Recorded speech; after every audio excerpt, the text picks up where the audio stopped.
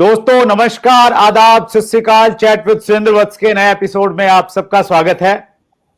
बहुत बहुत धन्यवाद जिस प्रकार आप अपने इस चैनल को दिल से अपना रहे हैं और इसे प्रमोट कर रहे हैं, सपोर्ट कर रहे हैं, और उसी वजह से बहुत अच्छे अच्छे लीडर्स को आपको सुनने का मौका मिल रहा है आपके अपने इस प्लेटफॉर्म पे।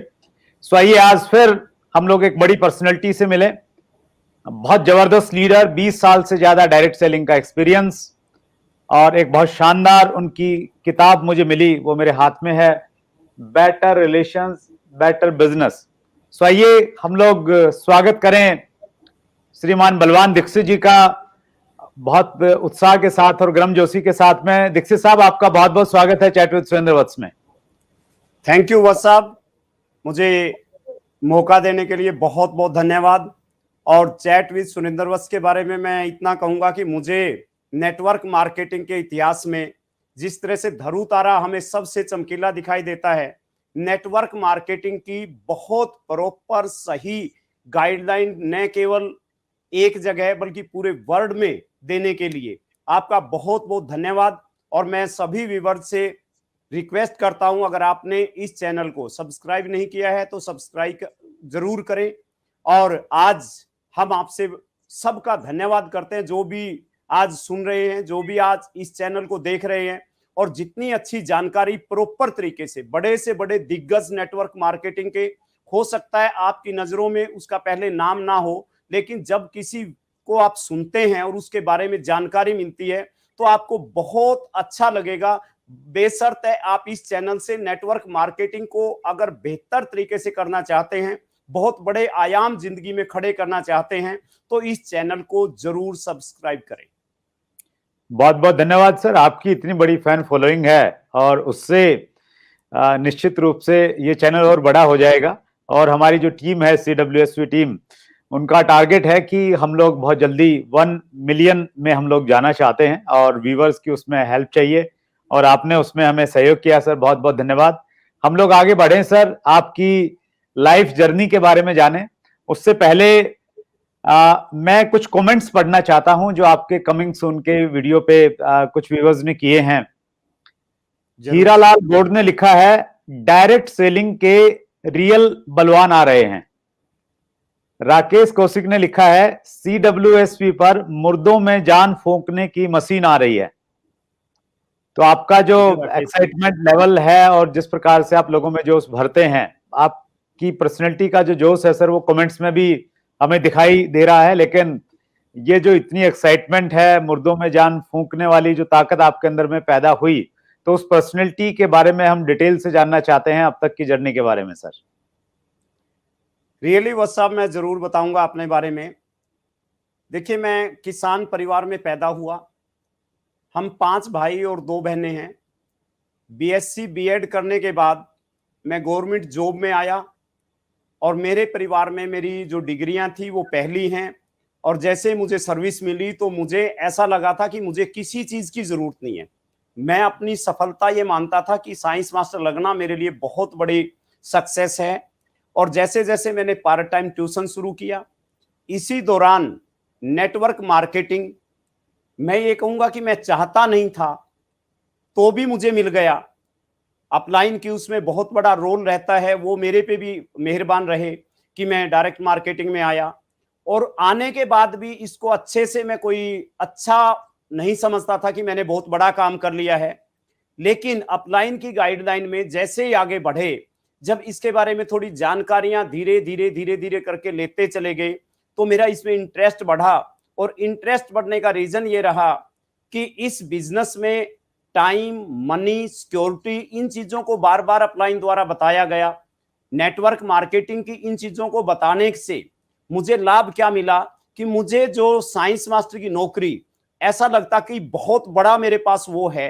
वो सारे सपने जो मेरे साइंस मास्टर तक थे, वो सपने बड़े होते चले गए। और उन सपनों को पूरा करने में नेटवर्क मार्केटिंग ने बहुत बड़ा काम किया।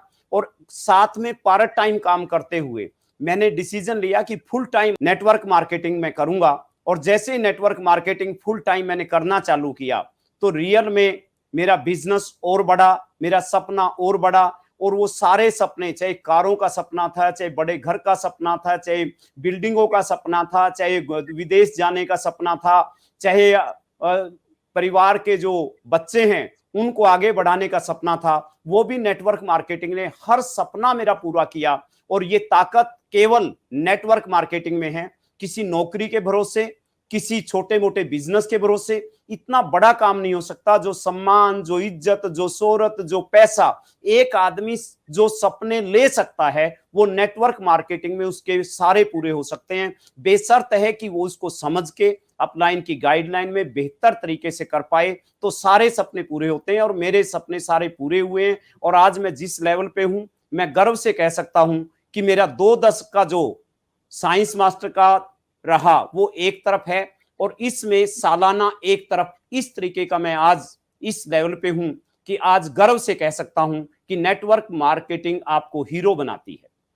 Wonderful, that's great sir. आपने बहुत कम शब्दों में अपनी स्टोरी भी बताई, साथ में सक्सेस होने के लिए क्या करना है वो तरीका भी आपने बता दिया। और जिसको हम सुनते हैं ना कि गागर में सागर भरना, तो वो आपने इंट्रोडक्शन में ही बता दिया। तो ये बहुत शानदार और बहुत एजुकेशनल इंटरव्यू होने वाला है सभी के लिए। That's great sir. आप चूंकि सर टीचर हैं और आपका स्टूडेंट से और बच्चों से बहुत वास्ता रहा है, हमारे साथ में बहुत सारे यूथ जुड़ा हुआ है, क्योंकि सोशल मीडिया पे यूथ बहुत एक्टिव रहता है। बहुत सारे यूथ ने प्रश्न भी पूछे हैं, वो मैं आपसे पूछूंगा यूथ के प्रश्न।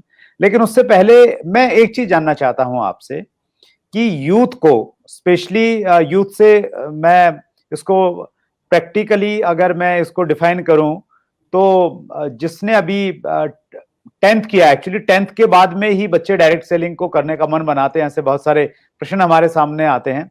10th का मतलब मैं मान लेता हूं 16-17 साल की उम्र से, 18 साल की उम्र से लेके और 24-25 साल के बीच के जो बच्चे हैं, वो अगर डायरेक्ट सेलिंग करना चाहते हैं तो क्या उनका ये सही निर्णय हो सकता है? एक बात। और दूसरी बात इसी में ये है कि वो अगर करना चाहते हैं तो बहुत बार उनको परिवार का सहयोग नहीं मिलता। तो आप एक तो संदेश बच्चों को दे दीजिए सर कि उनको करना चाहिए या नहीं करना चाहिए, और दूसरा परिवार को संदेश भी आपका चला जाएगा कि परिवार ने क्या उनको सपोर्ट करना चाहिए या बिल्कुल उनको रोक देना चाहिए। जी सर। बस साहब, आपने बहुत अच्छा प्रश्न किया, मेरे दिल की बात छीन ली। मैं बहुत प्यार करता हूं युवा वर्ग से, मैं बच्चों में आज भी रहना चाहता हूं, क्योंकि मैं जब एज ए साइंस मास्टर था तो मेरे से कोई पूछता था क्या करते हो, मैंने कहा था स्कूल जाता हूं। कहता स्कूल में क्या करते हो, मैंने कहा पहले पढ़ता था और आज पढ़ाता हूं। रियल में इस तरह के मैं जवाब देता था। और इस जर्नी के दौरान जो बच्चे थे तो मैं देखता था कि उनके सपने बहुत बड़े होते हैं, लेकिन वहां मैं उनके सपनों को पूरा कराने में और ज्यादा कोई मदद नहीं कर सकता था बजाय मार्क्स लाने के।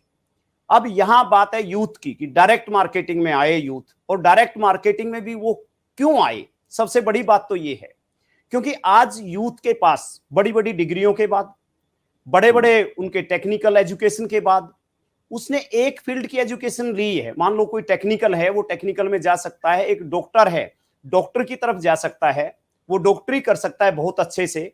आईएएस के लिए तैयारी करते हैं, आईएएस उसमें से एक संख्या होती है, उतनी ली जाती है, लाखों में से एक एक बच्चा आता है। तो क्या करे बाकी का यूथ? उसके लिए हमारा देश, मैं सुनता आ रहा हूं जब से भी जवान हुआ हूं कि विकासशील है देश। लेकिन मैं ये मानता हूं आज डायरेक्ट मार्केटिंग ने जिस तरह से हमारे पास गाइडलाइन डायरेक्ट मार्केटिंग की है, जिस तरह से आपने डायरेक्ट मार्केटिंग को एक किस्म से एक धुरी बन गए हैं आप डायरेक्ट मार्केटिंग। बस साहब, आपको नहीं लगता कि शायद आप कितना बड़ा काम कर रहे हैं, लेकिन रियली मेरे पास वो शब्द नहीं है कि मैं किस तरह से बांधूं इस धुरी। ये एक काम कर सकती है, पूरे देश को विकसित देश में लाके खड़ा कर सकती है अगर यूथ को हम ले आए। यूथ को लाने का क्या है, यूथ के बड़े सपने होते हैं। Youth are not looking miracle, they are looking direction. मैंने ये पढ़ाई के टाइम में भी देखा है कि उनको गाइड करने वाला चाहिए, और गाइड करने वाला नेटवर्क मार्केटिंग इंडस्ट्री से बेहतर गाइड किसी भी संस्थान के पास, किसी भी देश में कहीं पे भी नहीं है। यहां केवल एक ही चीज है कि यहां एजुकेशन दी जाती है। वो कौन सी एजुकेशन है? वो एजुकेशन नहीं जो डिग्रियां बांटती है, ये वो एजुकेशन है जो कामयाब बनाती है। और यूथ को चाहिए कामयाबी, लेकिन बस यहां यूथ को समझना होगा, यूथ को एक चीज समझनी होगी कि मैं जिस दिशा में जा रहा हूं वहां पेरेंट्स का विरोध भी होगा, वहां उपहास भी किया जाएगा, वहां उसका मजाक भी किया जाएगा, विरोध भी होगा।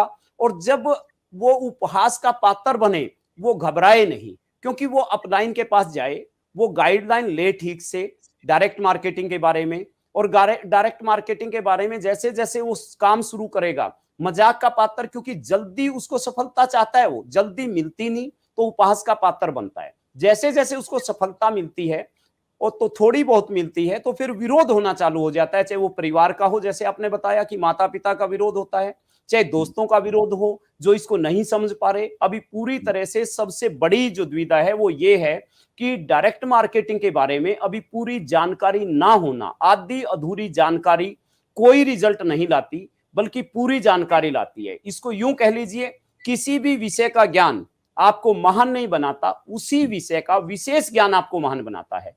और हमें यहां यूथ को पूरी जानकारी देके अगर हम डायरेक्ट मार्केटिंग में लेके आते हैं, अगर कोई उसका आज विरोध कर रहा है, वही कल उसके साथ होगा। चाहे पेरेंट्स की बात ले लीजिए, चाहे उसके दोस्तों की बात ले लीजिए, चाहे समाज की बात ले लीजिए, आज जो भी विरोध कर रहा है उसकी कामयाबी के बाद सबसे ज्यादा तालियां बजाने वालों में उनका नाम होगा जो आज विरोध कर रहे हैं।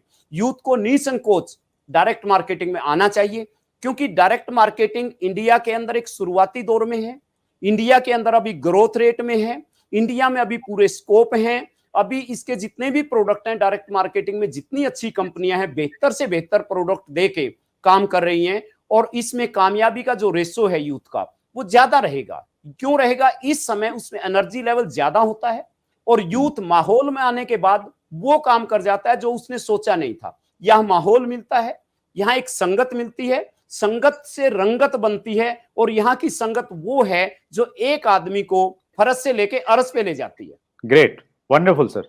तो आपका बिल्कुल एज ए टीचर और एज ए पेरेंट्स भी आपका ये मानना है कि डायरेक्ट सेलिंग में हर युवा को आना चाहिए? बिल्कुल, डेफिनेटली आना चाहिए, और ये समय है, अगर आज नहीं आया तो कल आएगा। वो उसको ये लगेगा कि जिस दिन मैंने सुना दीक्षित जी को, उस दिन अगर मैं निर्णय ले लेता तो मैं बहुत बड़ा आदमी होता। और आज भी हमारे साथ हमारे दोस्त हैं जो ये सोचते हैं कि काश मैं उस समय आपके साथ लग लेता। जी जी जी, दैट्स ग्रेट, वंडरफुल सर। मेरा अगला प्रश्न है सर, वो आपके होम टाउन से संबंधित है। आप हरियाणा के एक छोटे से शहर जींद से संबंध रखते हैं, और जींद से आपने बिजनेस की शुरुआत की, छोटे से शहर से, और वहां से आपने बिजनेस को हिंदुस्तान के लगभग हर राज्य में आपने पहुंचाया। तो एक छोटी जगह से पूरे बिजनेस को कैसे पहुंचाया जा सकता है? क्योंकि डायरेक्ट सेलिंग में बहुत सारे लोग गांव से जुड़े हुए हैं, ऐसी जगहों से जुड़े हैं जहां पे आज भी यातायात के साधन नहीं है, बस नहीं है, ट्रेन नहीं है। तो वहां अगर कोई व्यक्ति आज के इस युग में चैट विद सुरेंद्र वत्स को देख रहा है, तो क्या वो ये सपना ले सकता है कि उसका बिजनेस बड़े शहरों में जाएगा और बहुत सारे राज्यों में वो बिजनेस कर सकता है सर? बस अब मैं देहात से जुड़ा हुआ हूँ, मेरा गांव का जन्म है, और मैं एजुकेशन की बात करूंगा। पहले तो जब मैं एजुकेशन में गया तो उस समय प्रेप नॉन मेडिकल होती थी, और उसमें प्रेप नॉन मेडिकल में 200 स्टूडेंट्स थे। बीएससी 25 ने की, और जब एडमिशन लिया था तो मेरे गांव वालों ने भी मुझे विरोध किया था कि साइंस साइड इंग्लिश मीडियम है और ये नहीं चलेगी, इस तरह की कई बातें हुई। लेकिन मैंने निर्णय लिया कि मैं नहीं कर सकता तो दूसरा कोई नहीं कर सकता, रियल में, मतलब ये मेरा वर्ड थे वहां पे।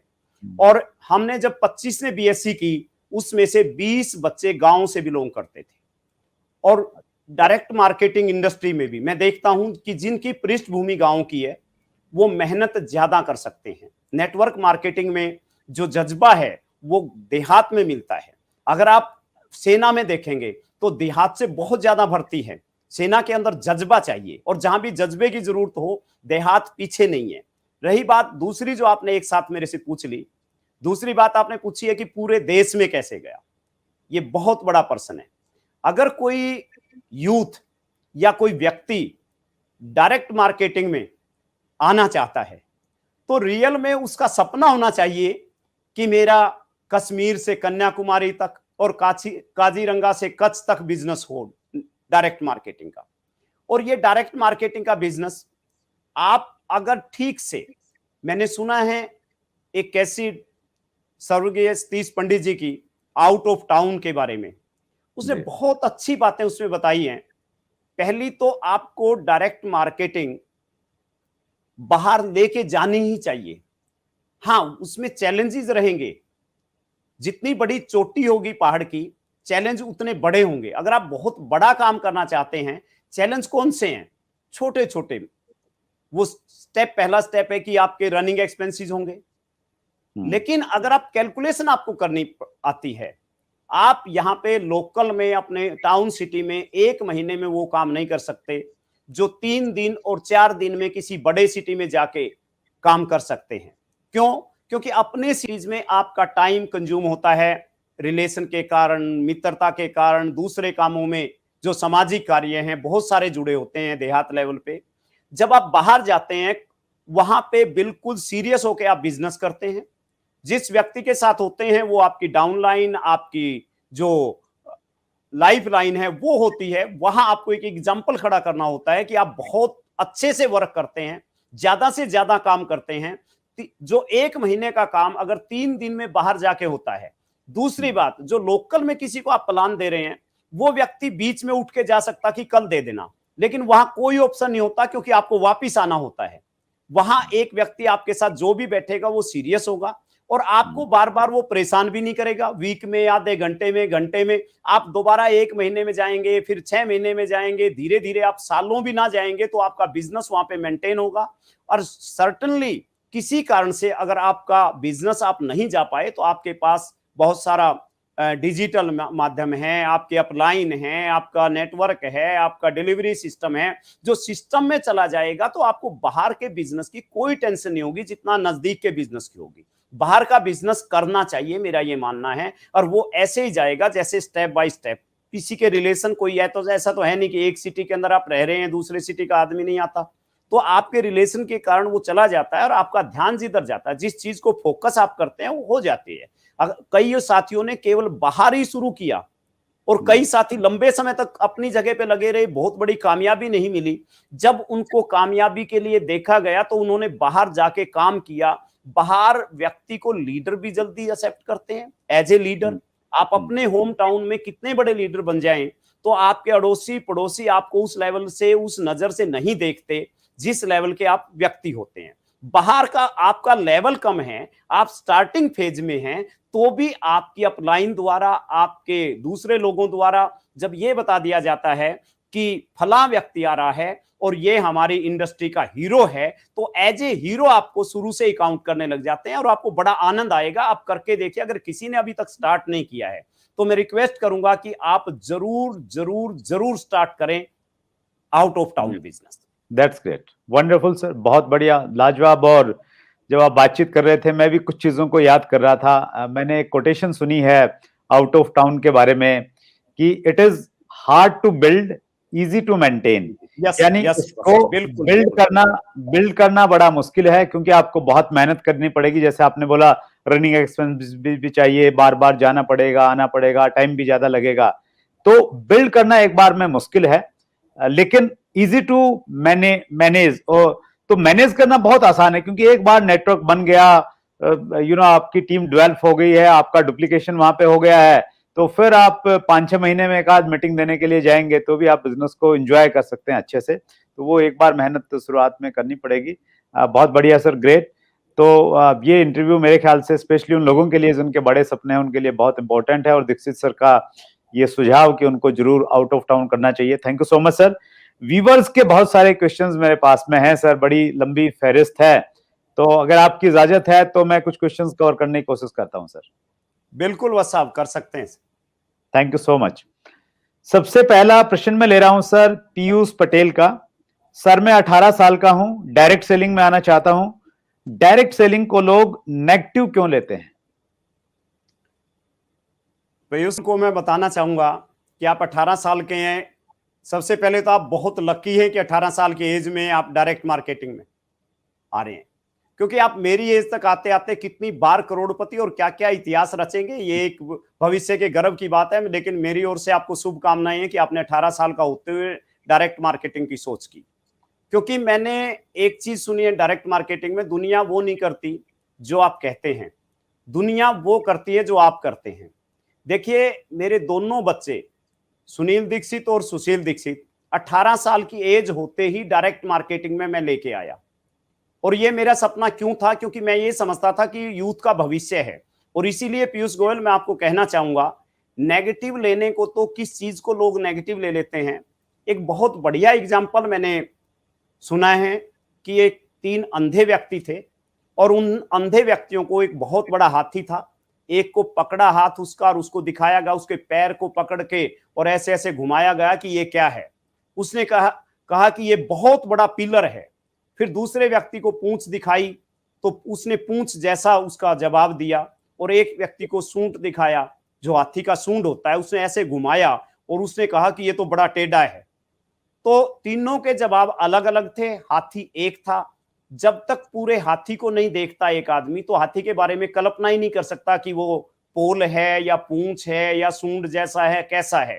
तो नेटवर्क मार्केटिंग को नेगेटिव लेने का अर्थ है कि आधी अधूरी जानकारी, उनको पूरी जानकारी नेटवर्क मार्केटिंग की नहीं है। आप बिल्कुल पीयूष पटेल जी, पूरी तरह से नेटवर्क मार्केटिंग आप करें, आप इतिहास रचेंगे, नो डाउट। बस सिर्फ बात यह है कि आप पूरा समझे, सिस्टम को जानकारी लें। जिस भी डायरेक्ट मार्केटिंग में आप काम करते हैं, दिल खोल के काम करें। जब मैं अपने बच्चों को उसमें आशीर्वाद दे सकता हूं तो आपको क्यों नहीं। बहुत बढ़िया, great sir, super. Life coach Ganesh Jaipur, इनका प्रश्न है, सर 1 साल हो गया, कस्टमर ही नहीं बन रहे हैं, टीम भी छोड़ जाती है, मुझे विश्वास है कि आगे फ्यूचर अच्छा होगा, कैसे वर्क करूं कि अच्छा रिजल्ट ले सकूं।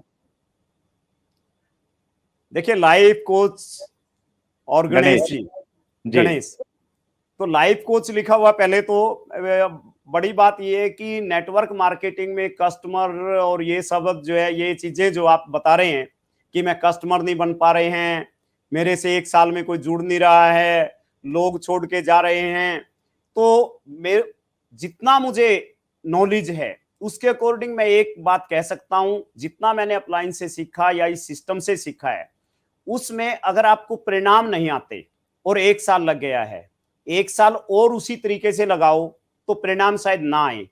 आप जब भी परिणाम ना आए तो अपना तरीका बदलें, और अगर तरीका बदलेंगे तो डेफिनेटली मैं श्योर हूं कि आपका बिजनेस, आपकी डाउनलाइन कभी छोड़ के नहीं जाएगी। और जो छोड़ने की आप बात कर रहे हैं, वो कोई भी व्यक्ति इस सिस्टम को कभी नहीं छोड़ता।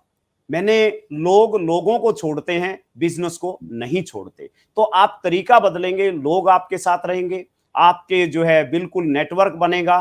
केवल आप LTD, learn, teach and duplicate, upline से संपर्क करें, लर्न करें, टीच करें और डुप्लीकेट करें। अगर ऐसा करेंगे तो मेरा ख्याल है गणेश जी, कोई ताकत नहीं कि आपको कामयाबी होने से रोक दे। That's great, super sir. Arvind Rawat का प्रश्न है, सर 80% लोग नेटवर्क मार्केटिंग में फेल क्यों हो जाते हैं? अरविंद रावत जी, मैं बहुत लोगों से मिलता हूं मैं भी, और कई बार मैं बिना ये बताए कि मैं नेटवर्क मार्केटिंग में हूं पूछता हूं, तो पता चलता है कि उन्होंने नेटवर्क मार्केटिंग की नहीं, ज्वाइन की। क्योंकि रिलेशन के कारण, क्योंकि दोस्ती के कारण, क्योंकि कि चलो किसी को खुश करने के लिए नेटवर्क मार्केटिंग में आए वो लोग। तो उसमें से मैंने जो मेरा रेशो है पूछने का, उसमें 60% तो ये होते हैं कि उन्होंने नेटवर्क मार्केटिंग की कोई जानकारी नहीं, केवल किसी को खुश करने के लिए उन्होंने ज्वाइन किया। और वो पूरी तरह से प्रॉपर तरीके से, देखिए मैं माइक लेता हूं हाथ के अंदर, और उस माइक को लेके मैं बोलूं और उसका बटन ऑन ना हो तो माइक कभी काम नहीं करेगा। नेटवर्क मार्केटिंग को आप ज्वाइन करके और काम ना करें, ऐसा कभी पॉसिबल नहीं कि वो सफल हो जाए। उसके अंदर आपको काम करना पड़ेगा और सिस्टम से काम करना पड़ेगा। अगर कहीं भी कोई असफल व्यक्ति है तो असफलता तो शुरुआती दौर में मिलती है, लेकिन उसको मैं एक चीज कहूंगा बहुत अच्छे से मैंने, कि एक व्यक्ति पत्थर तोड़ रहा था 99, उसने चोट की, उसने कहा ये पत्थर मेरे से नहीं टूटेगा। दूसरा व्यक्ति आया और एक हथौड़ा उसने भी मारा, जैसे ही मारा वो पत्थर टूट गया।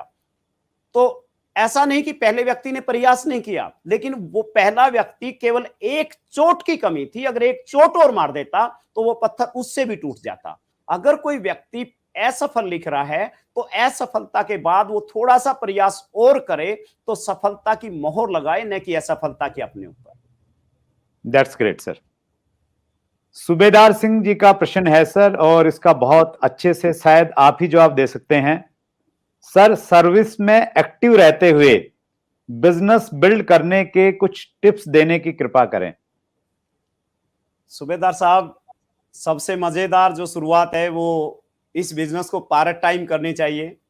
सर्विस वाले के लिए सबसे अच्छा मौका होता है कि उसके पास सर्कल होता है, रोज उसको लोगों से मिलना होता है। और मैं आपके सामने जो बोल रहा हूं, मैंने सर्विस के साथ लगभग 6 ईयर इसको किया। और उस समय आपका जो संडे और सैटरडे है, अभी आउट ऑफ टाउन की बात एक साथी ने पूछी थी, बाहर करना चाहिए। संडे सैटरडे आप आउट ऑफ टाउन बिल्ड करें, और उसके साथ साथ दूसरा जो टाइम है आप नजदीक में लगाएं, जो बीच के दिन है। आउट ऑफ टाउन और दूर के बिजनेस में मैं एक चीज आपको राय दूंगा, अगर मैं घर पे रात को सोता हूं तो मेरी रात जो है सोने में जाती है। बस फर्क इतना है कि मैं जिस सिटी में रहता हूं उस सिटी से मैं रात को ट्रेन में सो जाता हूं, तो 800-900 किलोमीटर सुबह उठ के मैं एक मीटिंग ले सकता हूं, मैं अपने बिजनेस को बिल्ड कर सकता हूं, और वापसी नाइट में आके मैं अपनी सर्विस पे जा सकता हूं। रियल मतलब ये कोई बड़ा इशू नहीं है। दूसरी मैंने एक चीज और की है, मेरे पास साइंस रूम होता था, उसमें ड्रेसेज में लेके जाता था, कुछ कपड़े लेके जाता था, और मैं वहीं से निकल जाता था। और सुबह दूसरे सिटी से मैं अपनी सर्विस पे, मेरे घर की बजाय थोड़ा सा आपको जो रेस्ट जोन है, जिस जोन में आप हैं, उसको छोड़ना पड़ेगा। उसको अगर छोड़ के आप काम करेंगे सर्विस के साथ, तो सर्विस के साथ ये बेहतर तरीके से किया जा सकता है। और मैंने किया है, मैं आपके सामने बहुत सारे मेरे एग्जाम्पल हैं नेटवर्क मार्केटिंग ने, जिन्होंने सर्विस के साथ स्टार्ट किया। सर्विस आपको नेटवर्क मार्केटिंग का पहला बिंदु जो है वो बहुत बड़ा कवर करके देती है कि आपके पास रनिंग एक्सपेंसेस की कोई दिक्कत नहीं होती। वो सर्विस से आ जाता है, सर्कल आ जाता है, तो आपको तो बेहतर तरीके से करना चाहिए, निसंकोच करना चाहिए। That's great sir. अंतिम प्रश्न है सर पंकज कुमार का, किसी टीचर को नेटवर्क मार्केटिंग में कैसे लाएं? रियली ये बहुत ही मजेदार प्रश्न है। अब मेरे से पूछ रहे हैं तो मैं एक टीचर था और मैं नेटवर्क मार्केटिंग में आ गया। अब बताएं आप, कोई दिक्कत मुझे कुछ नहीं है। मुझे तो मेरे सपने बिल्ट हुए हैं, मेरे बच्चों का भविष्य सेफ है, सिक्योरिटी इनकम है, टाइम है, सब चीजें मुझे मिली हैं, और टीचर की नौकरी के बाद ही मैंने ज्वाइन किया है। अब आपको रही बात, टीचर को आप समझा नहीं सकते, उससे समझ सकते हैं। मैं जो कहना चाहूंगा, आप जो भी आप डायरेक्ट मार्केटिंग में काम करते हैं, उससे पूछिए सर ये ठीक है क्या, इसमें हेल्थ सही होती है, ये ठीक है क्या, इसमें टाइम मिलता है सर, ये ठीक है क्या। वो आपको गाइड करता रहेगा, और गाइड करते करते एक दिन वो खुद ब खुद इसको करने लग जाएगा। अगर किसी व्यक्ति को आप एक्सरसाइज कराते हैं और 21 दिन सुबह 4 बजे उठाया और लेके चले गए, और 21 दिन लगातार कहा कि मेरा एक कैंप है, आप मुझे गाइड करो, मुझे करना चाहिए या नया करना चाहिए, आप करोगे या नहीं करोगे ये तो आपका फैसला है, लेकिन वो टीचर जरूर कर लेगा, क्योंकि उसको एक बार समझ में आ गया तो दोबारा आपको समझाने की जरूरत नहीं है। वो बेहतर तरीके से करेगा। और डायरेक्ट मार्केटिंग में अगर ज्यादा संख्या किसी की है तो टीचर की है, क्योंकि टीचर समझाने से बिल्कुल हिचकिचाहट नहीं करता, लोगों से बात करने में हिचकिचाहट नहीं करता, और टीचर को समझ आया जाए तो फिर उसको लगे रहता है, वो उसको बताने की बार बार जरूरत नहीं है। तो मैं तो ये कहूंगा कि टीचर को जरूर लेके आए। अगर आपके टीचर हैं तो उनसे मिलिए, उनसे पूछिए सर मैं ये काम कर रहा हूं, बताइए ये कितना अच्छा है। अगर वो कोई कमी भी निकाले तो एक बार सुनिए, हो सकता है शायद हो, मैं आपको पूछ के बताऊंगा। अगर आप ना भी बताएंगे उसको तो भी वो आपको अगले दिन खुद बताएगा। देखो मैंने आपको बता दिया ना, टीचर को बहुत लगन रहती है बताने की, बस उसको बताने वाला बना दो, वो सारा काम अपने आप हो जाएगा आपका। That's great sir. और वो जब हम अपॉइंटमेंट लेते हैं तो उसमें एक टेक्निक रहती है, अप्रोच रहती है, जिसको बोलते हैं ओपिनियन अप्रोच, सलाह लेने वाली अप्रोच। तो वो टीचर्स के ऊपर में लागू होगी। उनसे सलाह लीजिए, और सलाह लेते लेते उनको हम लोग बिजनेस एसोसिएट्स बना सकते हैं। बहुत सारा नॉलेज है सर आपके पास में, ज्ञान के भंडार हैं, इतना सारा प्रैक्टिकल एक्सपीरियंस आपका है, लेकिन समय हमेशा लिमिटेड रहता है सर लोगों के पास में, और सोशल मीडिया पर स्पेशली जो लोग रहते हैं तो बहुत ज्यादा बात नहीं कर सकते। लेकिन अगले इंटरव्यू में बहुत जल्दी आपसे फिर मुलाकात करेंगे सर। आज आपने इतना सारा समय दिया, व्यूवर्स के प्रश्नों के उत्तर दिए, बहुत बहुत धन्यवाद दीक्षित साहब। Thank you very much for coming. Thank you, बहुत बहुत धन्यवाद मुझे मौका देने के लिए। और मैं इतना ही है कि जो भी यहाँ पे आते हैं, रियल में आपने जिस तरह की एक जागृति लाके खड़ी कर दी है पूरे देश के अंदर, इसके लिए बहुत बहुत धन्यवाद साहब आपका। Thank you very much sir, बहुत बहुत धन्यवाद। ये थे बलवान दीक्षित जी, 20 साल से ज्यादा डायरेक्ट सेलिंग का तजर्बा, बहुत बड़े लीडर, हिंदुस्तान भर में नेटवर्क, और एक बहुत शानदार किताब भी जिन्होंने लिखी है, बेटर रिलेशन बेटर बिजनेस। अगले मंगलवार को रात्रि 8 बजे एक और बड़ी शख्सियत आपको मिलने वाली है। इसी प्रकार से अपना प्यार, प्रेम और स्नेह देते रहिए। अपना ख्याल रखिए। बहुत बहुत धन्यवाद। Thank you very much. अगर आपने अभी तक chat with Surendra Vats channel को सब्सक्राइब नहीं किया है तो अभी सब्सक्राइब करें और बेल आइकन दबाना ना भूलें, जिससे आपको आने वाली सभी वीडियोस की अपडेट सबसे पहले मिले और हमारी किसी वीडियो को मिस ना करें। वीडियो को ज्यादा से ज्यादा शेयर और लाइक करके अपना प्यार जरूर दें।